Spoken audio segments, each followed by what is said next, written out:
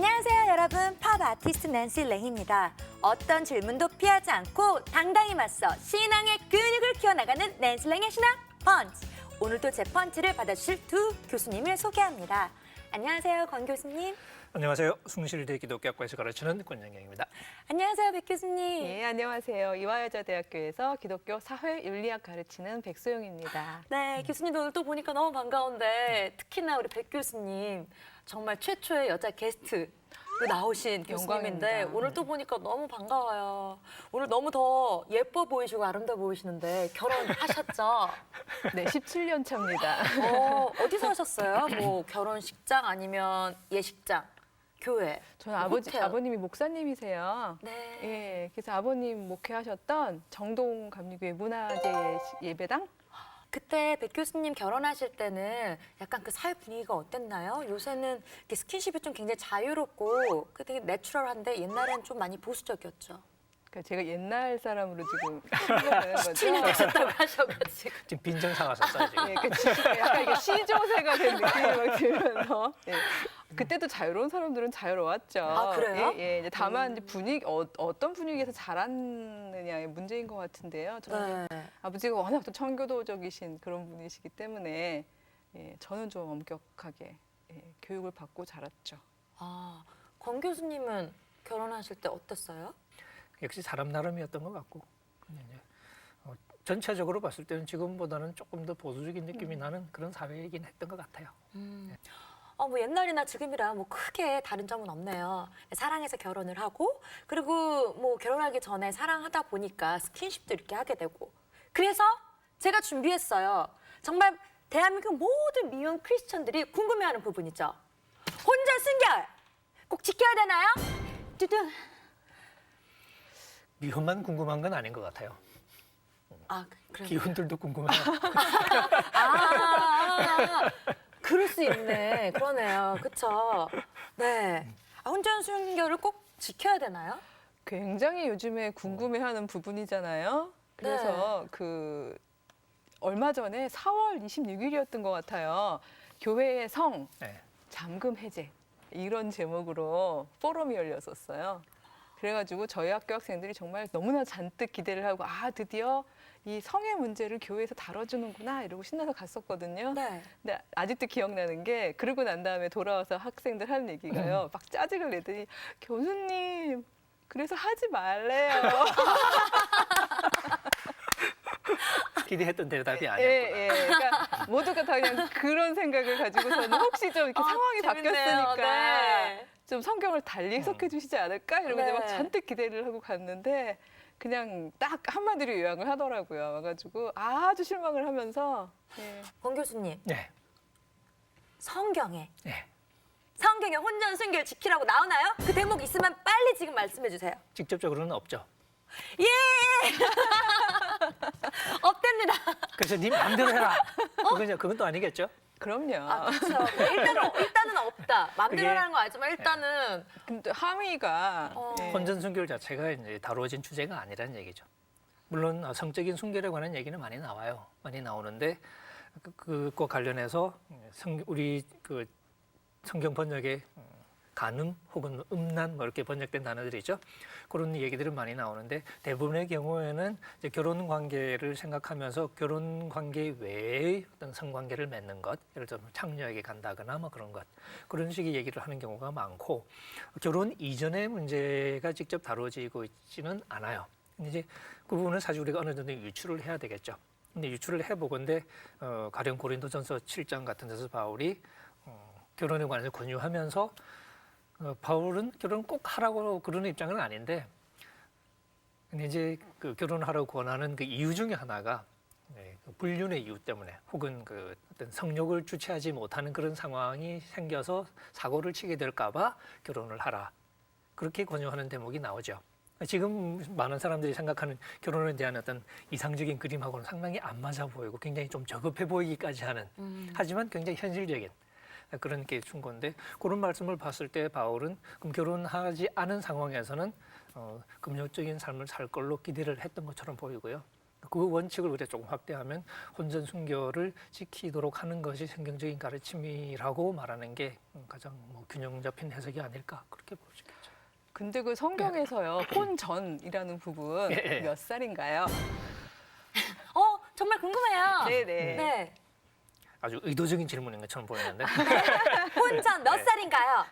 예수님 당시에 혹은 네. 이렇게 고대 근동 그 당시의 결혼 연령은 굉장히 젊었죠, 어렸죠. 몇 살 정도였는데요? 약간 예를 들어서 우리 이제 예수님의 어머니 마리아를 두고 생각해 보면 그 당시 분위기에서 확실하게 말하기는 어렵지만 마리아가 요셉과 결혼할 당시의 나이가 10대 초반 혹은 중반 사이. 그러니까, 사실 예. 그때가 이제 여자로 치면 사실 생리를 시작하면서 가임 여성이 되는 그 시기죠. 사실 고대에서는 그 시기가 되면 결혼이 가능한 걸로 봤고 실제로 그 시기 얼마 지나지 않아서 대개는 결혼을 했고. 그러니까 사실은 성적인 어떤 각성 네. 이런 게 일어나기도 전에 사실은 결혼과 더불어서 실질적으로 예. 결혼을 하게 되는 네. 거죠. 근데 그런데 지금, 예. 이제 현대 사회에서는 여러 가지 뭐 집을 장만해야 되고 또 일도 해야 되고 학교도 졸업해야 돼 이러다 보니까 거의 결혼을 30대 때 그렇죠. 예. 하는 분위기잖아요. 네네. 이게 이제 현실적으로 어려운 문제가 되는 게 바로 이제 그런 부분이죠. 지금도 옛날처럼 10대 뭐 초중반에 결혼을 하는 문화라면 사실 우리가 이런 질문 안 하고 있을 거예요. 근데 그렇죠. 사실 이제 보수적인 게 관점을 가지고 있고, 근데 결혼은 아직 할 상황이 못 됐고, 직장도 변변찮아서 돈도 모은 게 없고, 그래서 이렇게 이 여자친구 부모님이 허락해 주실 것 같지도 않고, 한 30대 초반 아니면 중반은 가야 될 것 같은데, 그럼 그때까지 어떻게 그냥 꼭꼭 참고, 그냥 아주 이렇게 경건하게. 네. 사실 그게 말은 쉽지만 실제 우리의 삶을 고려해 봤을 때는 굉장히 힘든 요구인 건 사실이죠. 또 궁금한 게 혼전 순결 어쨌든 성경에 나왔진 않지만 권 교수 말대로 일단 뭐 하면 안 되는 걸로. 일단 정리가 일단 그렇게 네, 예. 됐는데 근데 정말 사랑해서 정말 사랑하니까 결혼을 하는 건 거잖아요. 물론 조건만 보고 하는 경우도 있긴 하지만 그래서 성관계를 맺었어요. 그런데 헤어졌어요. 그러면 그 순결을 잃은 건가요? 그건 아니잖아요. 진짜 정말 서로가 사랑해서 사랑을 했는데 근데 피치 못한 사정으로 헤어지게 됐어요. 남자분의 의견을 듣고 그러면 싶은데요. 순결을 잃은 잃은 건가요? 아니면 어떤 건가요? 그 부분에 대해서는 사실 저도 이렇게 똑부러진 대답을 하기가 쉽지 않을 것 같아요. 제가 좀 헷갈려요. 개인적으로. 왜냐하면 이게 전통적으로 우리가 이제 순결이라는 개념을 가지고 있잖아요. 근데 뭐 소위 순결을 잃었다 뭐 이런 식의 표현을 쓰기도 하는데 근데 생각해 보면 그게 그렇게 현실적인 개념인 것 같지는 또 않거든요. 순결을 잃었다는 게 무슨 말인가? 예를 들어서 이제 재혼을 하는 분의 경우를 생각해 보면 뭐 그렇게 따 생물학적으로는 둘 다 순결한 사람은 아니지 이미 결혼했던 사람이니까. 그렇죠. 근데 그렇다고 그 두 사람의 관계가 그러면 이미 다 그냥 순결하지 않은 사람이니까 마음대로 가는 관계냐면 절대 그렇지 않거든요. 두 사람 사이도 굉장히 또 소중하고 또 이렇게 두 사람의 신의도 초혼 못지않게 중요하고. 그렇죠. 근데 그 두 사람 사이도 나름의 순결 개념이 있는 거예요. 그러니까 그렇게 따지면 사실 순결이라는 게 어떤 단순히 생물학적인 그런 차원의 문제가 아니라 결국 두 사람의 어떤 관계의 문제가 아니냐. 그것도 이제 생물학적으로 따져서 예를 들어서 여자분들 같은 경우는 뭐 이렇게 힘이 약하다 보니까 남자들에게 안 좋은 경험을 하게 되는 경우도 있잖아요. 네. 본인이 원하지 않는데 이제 뭐 강간을 당한다거나. 그렇죠. 그러면 생물학적으로는 순결을 잃은 건데, 근데 그게 여자 입장에서 그럼 그 사람이 진짜로 순결을 잃었다고 우리가 말하는 게 정당한 거냐? 그건 아닌 것 같거든요. 그렇죠. 그냥 나쁜 경험, 굉장히 불행한 경험을 한 건 사실이지만 그렇다고 해서 그 사람의 성적인 정체성 자체에 무슨 근본적인 결함이 생겼다고 말하는 것은 그건 옳지 않은 것 같다. 그렇게 봤을 때 순결 개념을 우리가 조금 더 신중하게 생각해야 되는 거 아닌가. 그리고 그 개념을 좀 더 관계적으로 만들어가야 되는 건 아닌가 하는 생각은 들어요. 하지만 그러면서도 이제 그 성적인 문제에 있어서 우리의 선택이 전부는 아닐 것이다. 특히 성경적인 가르침을 봤을 때 그 개인의 선택의 문제보다는 좀 더 근원적인 요구가 있다는 걸 생각해 보면 그래 제가 확실하지 않다고 말씀드리는 거예요. 저는 막 관계적으로 얘기해서 막 모처럼 얘기가 통하는 네. 지점이구나를 막 전화 하지만 네. 여기서 제가 이제 좌절을. 좀 이렇게 혼란스럽다고 말씀드린 게 네. 성경의 어떤 당위는 어떤 개인의 선택의 문제를 넘어서는 방식으로 우리에게 말을 걸어와요. 하지만 또 우리가 현실적인 상황을 무시할 수는 없고, 그래서 제가 이 두 개 좀 상반된 그 이 논리를 어떤 지점에서 이렇게 붙여야 될 것인가에 대해서 제가 아직 확실하게 좀 자신 있게 말씀을 드리기가 어렵다고 그렇게 말씀을 드리는 거죠. 순결이라는 거를 이렇게 잃거나 네. 뺐거나 하는 개념으로 정리하는 거는 그런 좀 건 좋지 아니었던 않은 것 것 같아요. 같아요. 예. 그럼 권 교수님 네. 혼전 순결 지켜야 되나요? 우습게 얘기할까요? 아니요, 진지하게 얘기해 주세요. 진지하게. 진지하게 얘기해 주세요. 혼전 순결 지켜야 되나요? 역시 또 이제 성서학자니까 또 이제 뭐 그렇게 시작하겠지만 성서적인 관점에서 만약에 우리가 할 수 있다면 지키는 게 좋다고 말을 하고 싶어요. 근데 제가 이제 할 수 있다면이라는 단서를 단 것이 현실을 또 마냥 무시는 할 수 없기 때문에 제가 또 이 현실이라고 말하는 것이 아까 말한 것처럼 결혼 연령이 워낙 늦어졌다는 사실도 있고 그 긴 세월을 저희 가장 성욕이 활발한 그 20대 네. 그 시기를 이제 혼자서 금욕하면서 지내야 된다는 것도 쉽지 않은 일이기도 하고요. 그다음에 더군다나 이제 현대 문화, 특히 우리 지금 이 시대 이제 인터넷 이후 이 상황은 또 좀 달라졌다고 볼 수 있는데 인터넷 시대 이후에 이 젊은 사람들은 소위 성적인 어떤 자극에 무방비 상태로 노출이 되어 있거든요. 저도 컴퓨터를 켜보면 깜짝깜짝 놀랄 때가 많아요. 네. 그냥 일반 사이트인데 거기에 뭐 광고들 보면 아주 이렇게 그렇죠. 좀 이상한 네. 네. 그런 상태, 그런 상황을 살아가고 있단 말이죠. 그런 상황에서 성경의 가르침이라는 그 하나만 가지고 어떤 그 사람들에게 강요를 한다 하는 것이 과연 얼마나 이게 정당한 일인가 하는 질문을 사실 불가피하게 하게 되는 것 같아요. 그러니까 성경의 가르침이 애매하지는 않아요. 어떻게 보면. 하지만 그 가르침이 주어진 상황하고 지금 상황이 워낙 다른데 만약에 지금 상황이라면 좀 다른 방식의 가르침을 주었을 가능성도 있지 않을까 하는 생각을 해보는 거죠. 그러면 순결에 대한 데피니션 정의를 지금 이 시대에 맞게 한번 얘기해 봐 주세요. 아, 전 이렇게 얘기하고 싶어요. 순도 100%의 진정성 있는 커미트먼트, 헌신. 힘든 거. 예, 너무 힘든 거. 예, 예. 너무 힘든. 우리 사실 하나님을 경배하는 것도 우리가 순전한 마음으로 순결하게 하나님을 경배해야 된다는 얘기 하잖아요. 네. 전 그것처럼 이 순결이라는 부분이요. 누군가가 얻고 쟁취하고 뺏기고 하는 그런 부분이 아니고 네. 어떤 내가 정말 사랑하는 사람에게 정말 그러니까 성적인 부분만이 아니라 내 전인격적으로 정말 온전히 나를 헌신하는 것, 예, 그것이 혹시 순결이 아닐까? 예, 저는 이런 생각이 들어요. 굉장히 거대하고 멋있네요. 그 어쩌면 훨씬 더 어려운 어려울 개념이고, 너무 어렵죠. 예. 더 어려울 수 네. 있죠. 뭐 신체 예. 그냥 우리가 딱 순결할 때 그냥 어떤 신체적인 맥락에서 예, 예. 뭐 하고 안 하고 처음이다 아니다 이게 아니라 정말 수준이 갑자기 너무 제가 높아져가지고요. 특강을 가서 한번 네. 한 친구가 정말 멋지게 얘기한 한 여자 학생이 있었는데 뭐라고 했나요? 딱 이렇게 하는 거예요. 둘 다 너무 사랑에 빠지면 둘 다 자기를 버립니다. 그렇게 얘기를 하는 거예요. 오, 네. 근데 너무 아름답다. 너무 맞는 말. 순도 100%의 헌신이 상호적이라는 거죠. 그쵸. 누가 뺏고 빼앗기고 가져가고 쟁취하고 이런 게 아니라 그건 상호적인 거다. 이 얘기를 그 친구가 멋지게 해줬었어요. 그 친구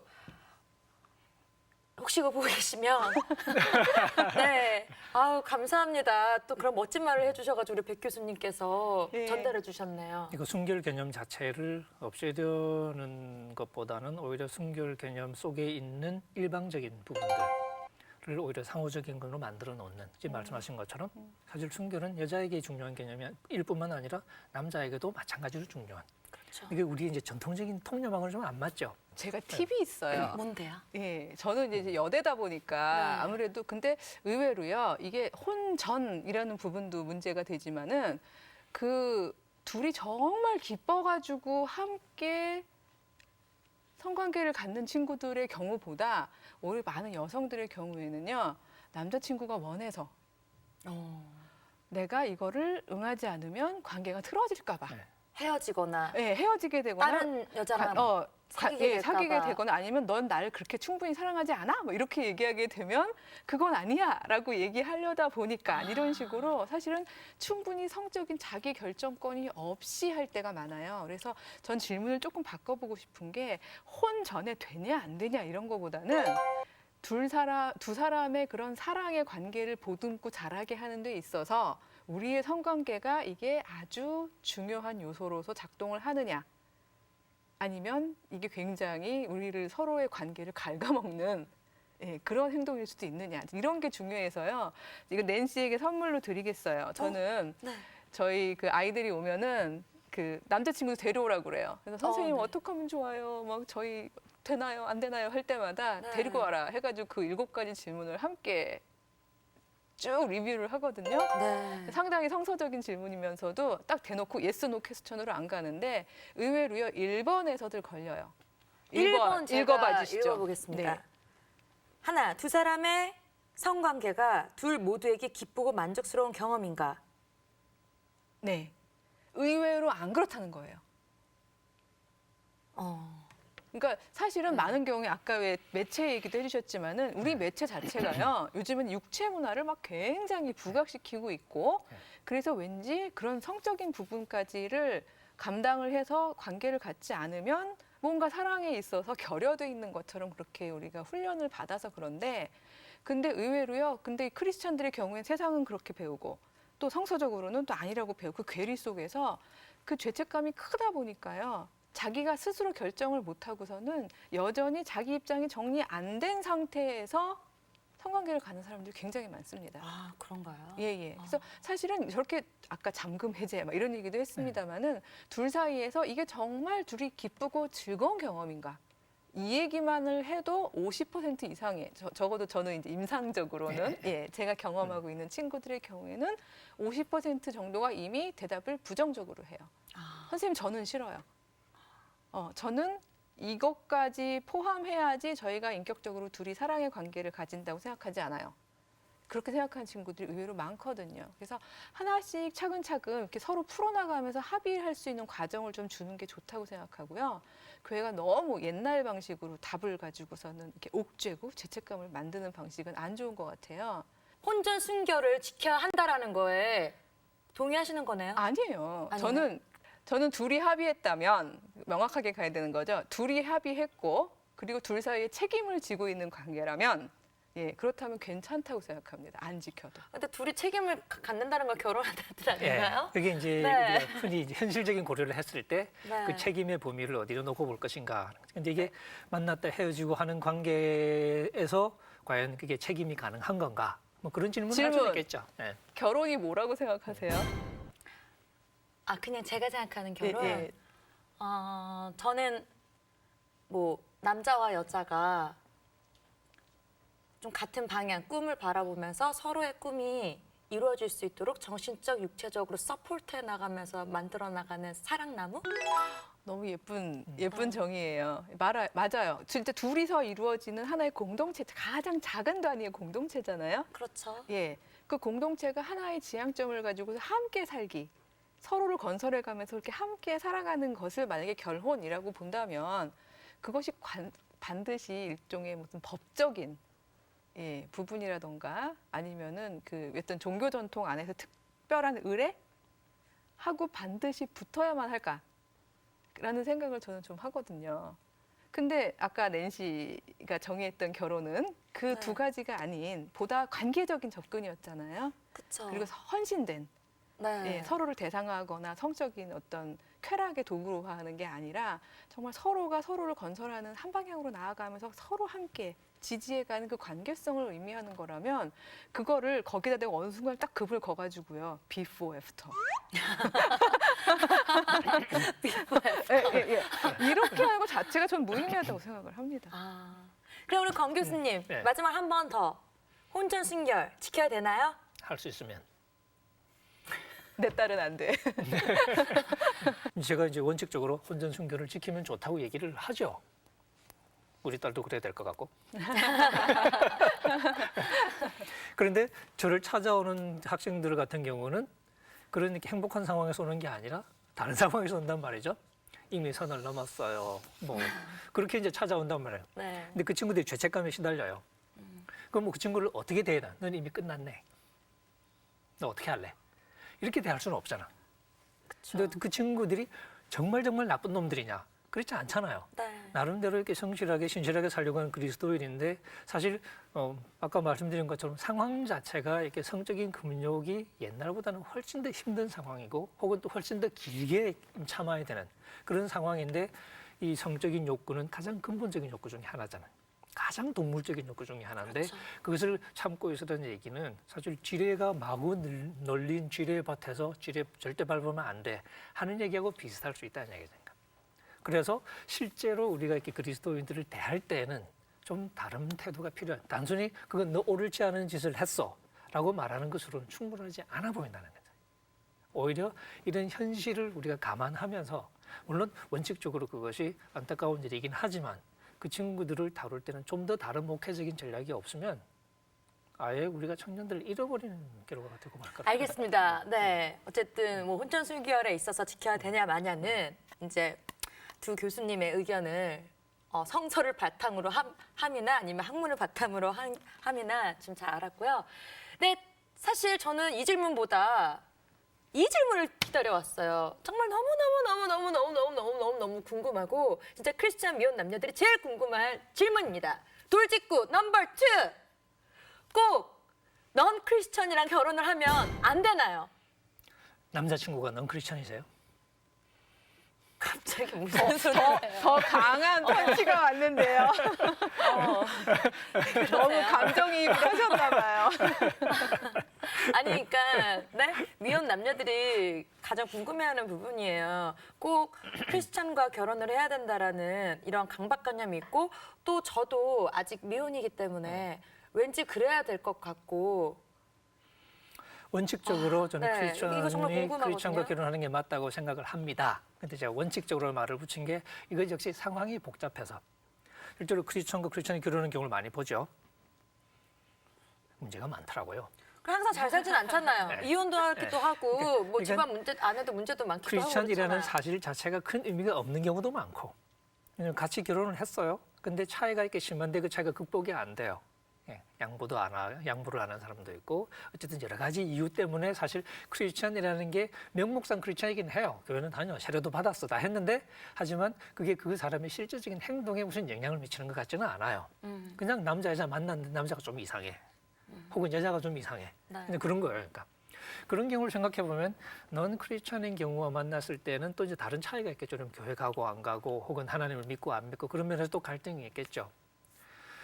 그런 근본적인 갈등하고 다를 수도 있겠지만 크리스천끼리 결혼했을 때에도 사실 이렇게 문제가 생긴 건 마찬가지고 그렇게 보면 크리스천이어야만 한다는 걸 우리가 고집 피울 때 우리가 원하는 게 뭔가 그런 생각을 좀 이렇게 해보게 돼요.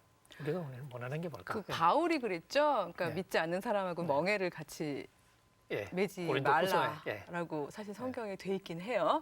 근데 상상해 보세요. 멍에를 둘이 졌는데 방향이 달라요. 가고자 하는 방향이. 네. 예, 그러면 일이 안 되는 거죠. 그쵸, 그쵸. 예, 힘이 분산되면서 네. 그러니까 결국은 저는 제가 뭐 감히 이제 바울의 뜻을 헤아리기는 어렵겠으나 그러니까 이게 뭐 비신전 이 차원이 아니라 왜 둘이서 함께 가려면 서로가 바라보는 지점이 같아야 되는데 그렇죠. 예. 근데 멍에를 같이 걸었는데 지점이 달라요.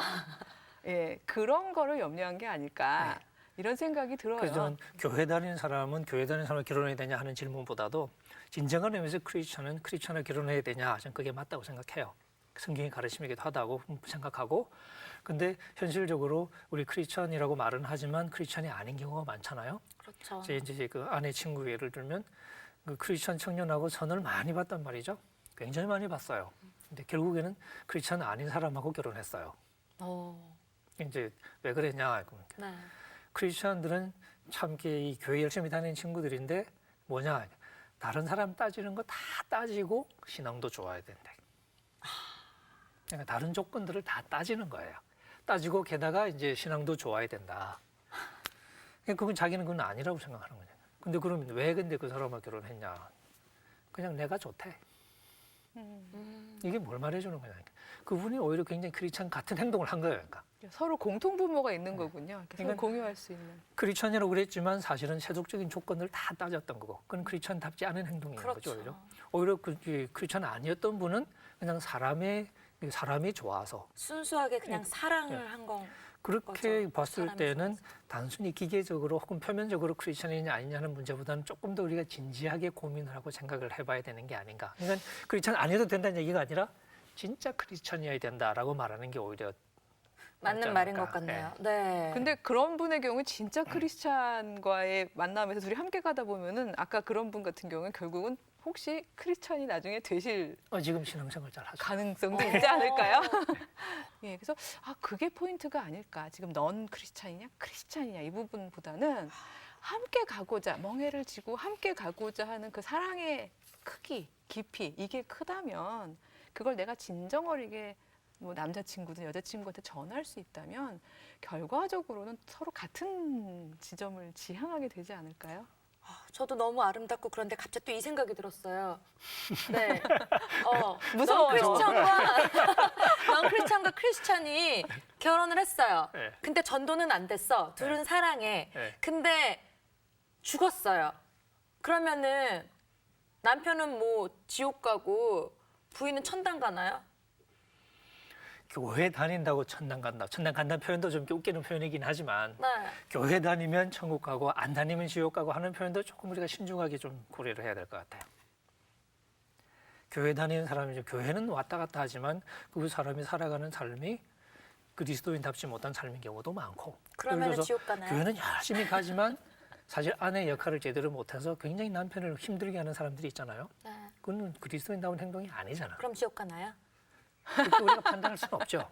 왜냐면 진정한 크리스찬이 아니니까. 우리가 그럼 넌 크리스찬으로 지옥 가야 가냐 되잖아요. 안 가냐는 우리가 말할 수는 없는데 올바른 행동은 아니죠. 네. 일단 그 하나님의 절대 주권 안에 네. 있는 것이고 근데 저는 믿음이 있는 게 아까 그 낸시의 질문이 저는 별로 걱정이 안 되는 게요. 정말 내가 진실한 크리스찬이고 그 삶을 계속해서 살아가고 있다면 그 긴 둘이 함께 걸어가는 인생 여정 중에요. 과연 둘이 닮아 있지 않을까? 전 이런 생각을 굉장히 많이 하거든요. 결국 남편이 전도가 안 됐어요. 이 부분은 결과론적인 이야기인데 결국은 둘 사이의 관계성이 계속해서 서로 영향을 주고받는 관계성이 그쳤기 때문에 그런 게 아닐까. 그런 생각을 해요. 그래서 부분 닮는다 그러잖아요. 그러니까 네. 내가 하나님을 붙잡고 있고 그걸 내 삶 안에서 남편 혹은 아내에게도 계속해서 지속적으로 행위했었더라면 저희 남편하고 저는 여전히 신앙 고백은 다르지만 둘 사이에서 계속해서 대화해 나가는 가운데에서 굉장히 이렇게 좁혀지는 부분들이 이렇게 또 보이거든요. 예, 그래서 저는 그런 넌 크리스천하고의 만남이라도 제가 정말 순도 제가 순도 100% 오늘 너무 좋아하는데 순도 100%의 크리스찬이라면 결국 남편도 나와 함께 같은 지향점을 가져주지 않을까? 이런 좀 소망을 가지고 가보면 어떨까? 그러니까 또 한 가지 이제 좀 보수적인 그리스도인들 사이에 이제 있는 느낌 중에 하나가 불신자와 결혼해 있는 상황 자체에 대한 어떤 두려움, 그런 두려움도 사실 적지 않은 것 같아요. 근데 그 부분에 대해서는 사실 결혼하기 전에 불신자와 결혼하는 게 이제 위험한 행동이긴 한 것 같아요. 서로 방향이 워낙 다르기 때문에. 하지만 그 부분의 문제는 또 따로 고려할 문제긴 하지만 바울이 결혼하고 나서 이제 예수를 믿게 된 경우를 얘기하는 경우가 있거든요. 이제 한 사람인데 내가 이제 예수를 믿게 됐어요. 그러면 어떻게 해야 되냐? 믿지 않는 남편하고는 그러면 이렇게 이혼을 해야 되냐? 근데 바울의 조언은 남편이 같이 살기를 원하면 이혼하지 마라. 같이 살면 된다. 그것 때문에 뭐 결혼이 더러워지거나 그런 거 절대 아니다. 오히려 네가 믿는 사람이기 때문에 너의 그 거룩한 정량이 자녀에게 미친다. 그리고 남편에게도 미친다. 그렇게 얘기를 해요. 반면에 남편이 같이 살기 힘들다고 생각하면 그러면 뭐 주저하지 말고 그냥 헤어져라. 그렇게 조언을 한단 말이죠. 하지만 이제 동시에 네가 불신 남편을 구원할 수 있을지 자신할 수 없기 때문에 신중하라는 교훈도 함께 줘요. 네. 근데 그게 바울이 어떤 교리적으로 어떤 교조적인 입장에서라기보다는 현실적인 상황을 고려하면서 하는 이야기. 그러니까 그 당시 상황, 그러니까 바울은 결혼 자체도 꼭 해야 된다고 절대 얘기하지 않거든요. 안 하는 게 오히려 나을 수도 있는데 하고 싶으면 하고 필요하면 하고. 근데 상황을 봤을 때 여자들 특히 입장에서는 그 당시 상황에서 여자들 결혼은 굉장히 힘든 거였거든요.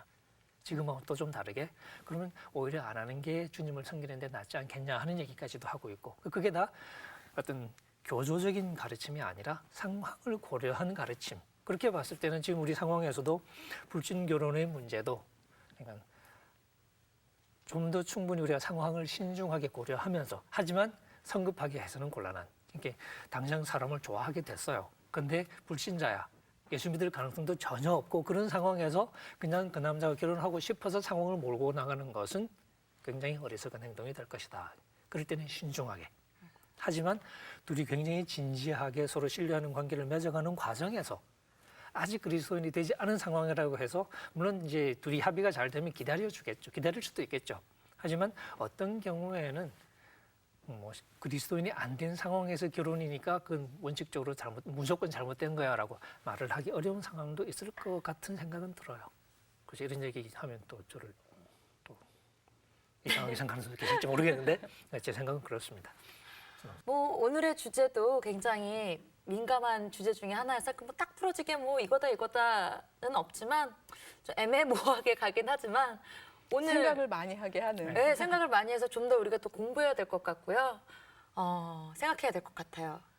그래서 우리 백 교수님 그래도 마지막으로 한 번 더 이 주제에 관련돼서 말씀해 주세요. 제가 그 학생들한테도 많이 읽어주는 부분이고요. 제가 이제 좋아하는 여자 신학자이기도 한데요. 카터 헤이워드라는 신학자가 사랑에 대해서 쓴 구절이 있어요. 예, 근데 이게 제가 볼 때는 그 혼전, 순결 문제도 그렇고 이제 이 non 크리스찬하고의 결혼 문제에 있어서도 그렇고 나름 시사점이 있지 않을까 싶은데요. 제일 마지막에 멋진 말이 뭔가 하면요. 네. To say I love you means let the revolution begin. 내가 당신을 사랑합니다 라고 말하는 것은 혁명이요 시작되게 하라 이렇게 이야기하는 것이랍니다. 이런 이야기가 있는데 이게 뭔가 하면요 너를 내 걸로 소유하려는 거, 너를 조정하려는 거, 너를 온전히 그냥 가져오려는 거 이런 마음은 사랑이 아니라는 거죠. 왜냐하면 너는 나하고 다르잖아요. 정말 나와 다른 너를 진정, 순정, 그러니까 순도 100%로 예, 헌신적으로 둘이 만날 때, 그게 상호적으로 만나게 될 때, 그때 새로운 혁명은, 관계적 혁명은 시작되는 거다. 이런 이야기인데요. 멋있네요. 이 말씀을 드리고 싶네요. 감사합니다. 우리 권 교수님도 마지막으로 말씀 한번 해주세요. 네, 크리스천이 넌 크리스천과 결혼할 수 있냐 없냐 하는 문제를 자꾸 우리가 묻는 것은 진정한 의미에서 참된 결혼 생활을 할 수 있냐 없냐를 묻는 건데 그런 목적을 생각해 봤을 때 우리는 기계적으로 교회 다니냐 안 다니냐 하는 부분보다는 내 스스로가 제대로 된 그리스도인으로서 살아가고 있느냐 하는 문제를 조금 더 고민을 해봐야 될 것 같고 특히 결혼하기 이전에 내가 살아가는 삶의 방향이 얼마나 성경이 말하는 참된 삶의 방향에 맞는 것이냐 아니면 지극히 세속적인 것이냐 그런 질문을 함께 물으면서 가야지 안 그러면 지금 우리가 이렇게 비록 교회 다니는 사람과 결혼을 했더라도 결혼 생활의 품질이 별로 안 좋을 수 있고 현실적으로 지금 흔히 말하는 크리스천들의 그 가정을 들여다보면 그렇게 성적이 좋지가 않아요. 그런 상황에서 단순히 그리스도인 크리스천하고 해야 되냐 아니냐만 따지는 것은 그렇게 중요하지 않은 문제일 수도 있는 것 같고 오히려 우리 스스로가 얼마나 크리스천다운가 하는 질문을 던지면서 이 결혼 문제도 함께 다뤄가는 것이 훨씬 더 책임 있는 태도가 아닐까 그런 생각을 좀 해보게 됩니다.